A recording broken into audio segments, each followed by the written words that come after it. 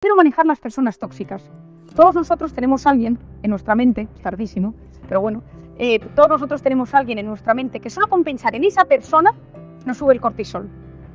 Solo con pensar en esa persona. Y todos tenemos ahora a alguien, ya había subido el cortisol. Y esa persona es tóxica porque en algún momento de mi vida me ha herido, me ha hecho daño, me ha tratado mal, he sentido que no me hacía caso, me he sentido agredido por esta persona porque siento que no me considera. Entonces nos altera profundamente y nos hace mucho daño tener a esas personas en nuestra vida. Y yo digo siempre que esto es una de las cosas que mejor hay que tratar, porque desgraciadamente todos tenemos a alguien así. Lo primero que hay que hacer con esas personas es detectarlas. Es decir, hay mucha gente que no se da cuenta que tiene gente en su entorno que le mina, que le hace mucho daño, que le altera. Y ante esas personas hay que saber decir, oye, pues esta persona me afecta. No, ahora veremos qué hacemos con ella, pero me afecta. Lo tengo que etiquetar. Yo a lo largo de mi vida he tenido mucha gente que noto, yo soy una persona muy sensible y noto gente que me altera porque a mí me gusta que la gente esté bien, que la gente no se enfade. Cuando noto que hay gente que genera mucho conflicto, me altera y tengo que ser consciente que eso me altera de verdad. La segunda cosa es ser discreto. No le cuentes tu mayor secreto a una persona que pueda hacerte daño. Y a veces tendemos, la persona de la que no me fío del todo, pero en un momento dado pues le contó que es lesión infiel a mi marido y te lo cuento a ti. No, error. La tercera es, ¿puedo alejarme de esta persona y es sano para mí? Quizá me tengo que distanciar una temporada. Y quizá es bueno para mí que me distancie porque tengo perspectiva, porque aprendo a gestionarlo. A veces hay que alejarse. Tenemos personas pues, que son así. Y yo siempre digo que hay gente que es muy tóxica porque es su forma de ser y es gente que sufre, es gente... Yo el otro día tuve una persona en mi consulta que me dijo, yo escuché su conferencia y yo vengo porque yo soy tóxico. Y dije, uy, qué bien, que tenemos la mitad de la terapia hecha. Porque lo más difícil es hacerle ver a una persona tóxica que lo es. Entonces me dijo, yo lo he detectado y yo quiero que usted me ayude. Pero hay mucha gente que no es tóxica, es que nosotros la percibimos como tóxica porque nos afecta. Es lo que yo llamo los tóxicos individuales. Gente que por nuestra forma de ser nos altera cómo funcionan. Y yo voy al cuarto punto, desmenuzar qué pasa en mí cuando veo a esa persona. Me siento que me juzga. Siento que no le alegra que las cosas me vayan bien. O sea, cuando uno desmenuza qué sucede, es mucho más fácil gestionar ese tema. Mi padre tiene una frase que a mí me encanta, que es comprender es aliviar. Cuando tú comprendes las circunstancias de esa persona que es tóxica, cuando tú comprendes las circunstancias de por qué te trata así, muchas veces te sientes aliviado. Y el siguiente punto, que es fundamental, es el perdón. Hay que perdonar. Un corazón resentido no puede ser feliz. Y hoy en día sabemos que el resentimiento enferma. Altera hasta los genes. ¿Por qué? Porque estamos constantemente creando cortisol y sabemos que ya sabemos mucho del cortisol. Y yo muchas veces le digo a la gente, oye, ¿tú quieres que esta persona te suba el cortisol? Es que no quieres. O sea, no quieres que esta persona te fomente que tú enfermes. Y esto es muy importante. ¿Y por qué el perdón? Y aquí entro con una historia, no me quiero alargar mucho más porque ya sé que es tarde y supongo que mucha gente se tendrá que ir a su casa, pero cuando yo estuve en Camboya, yo me rompí por dentro. Yo uno de los días fui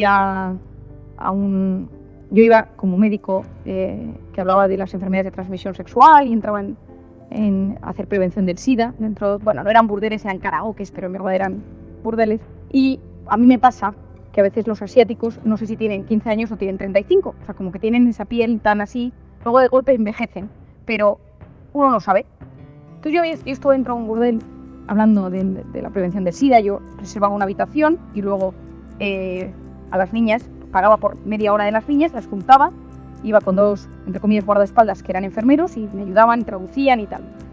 Me dio la sensación de que eran muy pequeñas esas niñas. A pesar de que yo no detecto bien las edades, me dio la sensación de que eran muy pequeñas. Y a una niña en un momento dado, al pichulo que siempre estaba delante, le pregunté cuando le sonó el teléfono que qué edad tenía y me dijo que tenía, o sea, en alto me dijo, dije, ¿qué edad tenéis? 18, 22, tal. Y cuando le sonó el teléfono me dijo, tengo 13. Entonces a mí me empezó una taquicardia, yo empecé con una angustia, porque dije, ¿yo qué hago? O sea, yo, que mis recursos son muy limitados. Entonces teníamos un conocido en la policía, al que le llevábamos todos estos temas, y se hizo una redada y se llevaron a todas las niñas esa noche a la comisaría para que pasaran la noche y para ver qué hacíamos. El día siguiente, cuando llegué a la comisaría, le pregunté a las niñas, ¿qué tal la noche? Y me dijeron, nos violaron los policías. Entonces yo, como que de repente dije, no puede ser. O sea, yo lo que estoy es en el infierno. O sea, yo he venido a la temporada del infierno, yo quiero salir de aquí. O sea, yo, por dentro, yo soy una persona que tengo muy buena actitud ante la vida, o sea, yo remonto lo irremontable, pero en ese momento me hundí. Entonces pasé un par de días muy baja, tristona, no sé, algo dentro de mí se removió, buscaba respuestas, no entendía yo, o sea, decía, pero ¿cómo ayudas a una niña así? Lo cuento en el libro, hay un día que una niña con la mirada perdida me dice, ¿tengo futuro? Y entonces yo en ese momento dije, yo necesito una solución. O sea, ¿dónde está la solución a este tema? Entonces pasaron unos días y Somali me dice, oye, Marian, quiero que me acompañes a un centro que tengo a las afueras, cerca de las montañas, donde tengo niñas pues, de 13, 14 años, que las tengo allí, y quiero que me ayudes con una niña. Y me contó un caso horrible de una niña que tenía para que yo la ayudara psicológicamente. Yo recuerdo que paré en ese momento no existían los móviles como ahora de llamadas internacionales, paré en un locutorio y llamé a mi padre y le dije, papá, le conté el tema y me dijo, mi padre, pero qué cosas tan difíciles, o sea, que él, que es una persona que lleva toda la vida dedicada a estos temas, y me dio un par de ideas y tal. Y cuando llegué allí, encontré a todas las niñas vestidas con unas camisas hawaianas, todas igual vestidas, y estas niñas, pues el Somali les cantaba canciones, les contaba historias en su idioma, en Khmer, y entonces ellas se ponían alrededor, y de repente vi una niña en una esquina. Bueno, para haceros la historia corta, les hice una actividad en la cual les puse unos folios en el suelo, con pinturas y plastilinas, que dibujaran lo que quisieran. Con los dibujos nosotros detectamos muchas cosas. Y en ese momento una niña dibujando una flor me dijo, te quiero contar mi historia. Entonces, entre que ella tenía un inglés rudimentario y yo tenía un khmer rudimentario más, y una que nos traducía, me contó su historia. Entonces esta niña vivía con su abuela, tenía 3 hermanos, era la mayor, sus padres habían fallecido. Y un día, pues una cosa que pasa mucho en estos países es que viene algún empresario europeo, americano, y entonces las acogen, o sea, las familias los llevan para que limpien, para que cocinen, para que mantengan el jardín, pagan $200 o $300. Estas niñas al menos tienen que comer y un techo durante el tiempo que están con el empresario o con el emprendedor que aparezca por allí. Entonces la abuela llevó a esta niña a una casa de un tipo y ella era una niña muy espabilada, tenía 12, 13 años, y empezó a limpiar el suelo, una niña con una sonrisa muy mona, o sea, la veías ahí mientras me lo contaba, una niña como muy tierna. Entonces dice, yo limpiaba los cristales, yo tal, y una noche el tipo me llamó a su habitación y me hizo cosas horribles. En estos países no hay nada de educación sexual, entonces para ella fue horroroso lo que pasó, ¿no? Se echó a llorar, y pasó un día y otro y otro. Entonces esta niña se escapó. Una noche se escapó, saltó la verja. Pero claro, en los países asiáticos el tema de la figura paterna o de la autoridad está muy asentado. Ella no se atrevía a volver a casa de su abuela porque era desobedecer a su abuela. Y entonces pensó, ¿dónde puedo ir? Y entonces ella empezó a pensar y se acordó que había un indio que vivía cerca de donde ellos vivían, un indio de la India, que les traía arroz a las familias más pobres cuando no tenían que comer, y ella sabía dónde este indio vivía. Entonces se fue a su casa por la noche, llamó a la puerta, y el indio le abrió la puerta y me contaba la niña, en Camboya hay un 0,3% de católicos, no sé ahora cómo será, pero en su momento eran 0,3%, y entonces ella, mientras estaba contando la historia, me dijo, era un misionero católico, ¿do you know Catholic? Le dije, yes, mi Catholic, era lo último que me imaginaba de toda esta historia.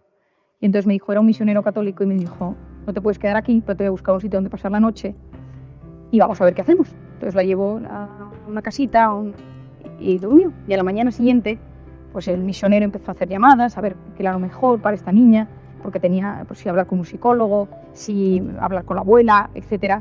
Y mientras esto pasaba, él le contó que él era un misionero católico y le enseñó una especie de capillita pequeña que tenía. No sé si alguien ha estado en estos países, que las capillas son como unas esterillas en el suelo, no hay bancos. Y entonces ella me lo contaba, me dijo, había un señor con los brazos abiertos en una cruz de madera. Y yo le pregunté a este señor que quién era. Y me dijo, es Jesús, el Dios de los cristianos. Y le dijo, ¿qué hacía ahí? Y le dice, los suyos le entregaron al sufrimiento. Dice, como a mí mi abuela. Y dice, ¿cómo lo superó? Dice, les perdonó. Entonces la niña me cuenta que se sienta en esa esterilla, se pone a mirar a ese señor con los brazos abiertos y le dice, ayúdame a perdonar al empresario, ayúdame a perdonar a mi abuela, ayúdame a perdonar, ayúdame, quítame esta rabia, quítame este enfado. El niño me lo contaba emocionada, pero yo lloraba como una magdalena. A mí me estaba desmontando por dentro todo. Y de repente sentí que me había liberado. De repente me quedé tranquila, le había perdonado, yo ya no sentía esa rabia, yo ya no sentía ese odio. Y me dice la niña de 12 años, en ese instante, uno no puede ser feliz si no perdona. Yo le hablo a todas las niñas de que tenemos que perdonar por mucho daño que nos hagan, porque no es por el otro, sino por nosotras mismas. Solo tenemos futuro si sabemos perdonar. Y entonces esta niña me contó, y para mí es una de mis maestras en terapia, o sea, el libro tiene su capítulo, y me dije, si algún día escribo un libro, hablaré sobre ti. Ella me explicó cómo la transformación del perdón, en un momento dado, dice, hay gente que tarda años, y ella me lo explicaba por cómo observaba a las niñas que estaban en el centro y él les hablaba de esto. Y ella me hablaba mucho, pero que mi padre me hablaba en Madrid, del comprender es aliviar. Si tú comprendes su biografía, si tú comprendes que es una persona que nadie le ha enseñado a amar, su abuela estaba desesperada por dar de comer a los otros 3 y entonces nunca pensó que esto fuera a pasar, a saber este empresario qué vida tenía. Es decir, cuando uno se pone en las circunstancias del otro, uno es mucho más capaz de perdonar. Y parte de mi terapia radica en el perdón.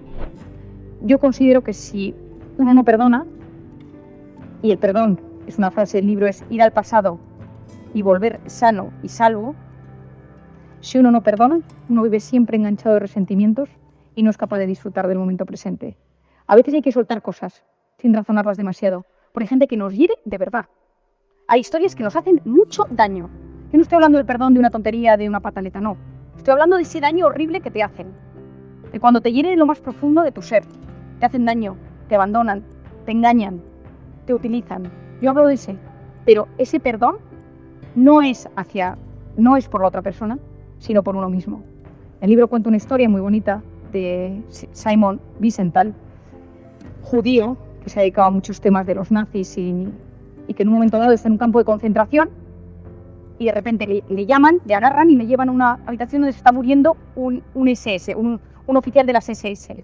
Y el oficial de las SS, que está a punto de morir, le dice, te pido tu perdón. He matado a judíos, he matado a niños.